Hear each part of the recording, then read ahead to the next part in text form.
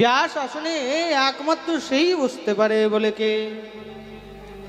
বিরক্ত বৈষ্ণব বিপ্র বেদ শাস্ত্র বিশুদ্ধিকৃত কুশলো ধীর বক্তা কার্যতি স্পৃহা।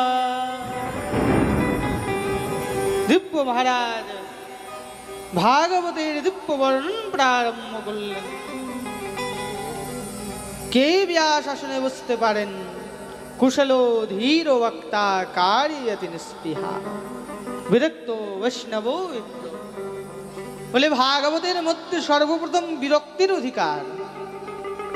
বিরক্ত অর্থাৎ যে ত্রিদণ্ড সন্ন্যাসী, যে ত্রিদণ্ড সন্ন্যাসী একমাত্র সর্বপ্রথম তার অধিকার যে গৃহত্যাগী।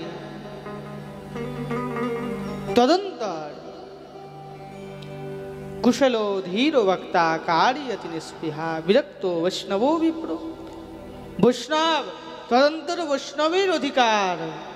বলে বৈষ্ণবকে বিষ্ণু জানাতি ইতি বৈষ্ণব। যে বিষ্ণুকে জানে সেই বৈষ্ণব। বলে শুধু বৈষ্ণব হলে হবে না, সে যেন বেদ বেদান্ত উপনিষদ পুরাণ এসব যেন তার নির্ভুল ভাবে উচ্চারণ হয়। কুশলো ধীর বক্তা কার্যতি নিস্পৃহা তখনই নিষ্প্রিয় হবে যখন সে ঠিকভাবে তাকে পড়বে। বিরক্ত বৈষ্ণব বিপ্র বেদ শাস্ত্র বিশুদ্ধিকৃত। যখন বেদ শাস্ত্র তার মুখ থেকে বিশুদ্ধভাবে উচ্চারণ হবে সেই বৈষ্ণব ব্যাস আসনে বসবে। বিরক্ত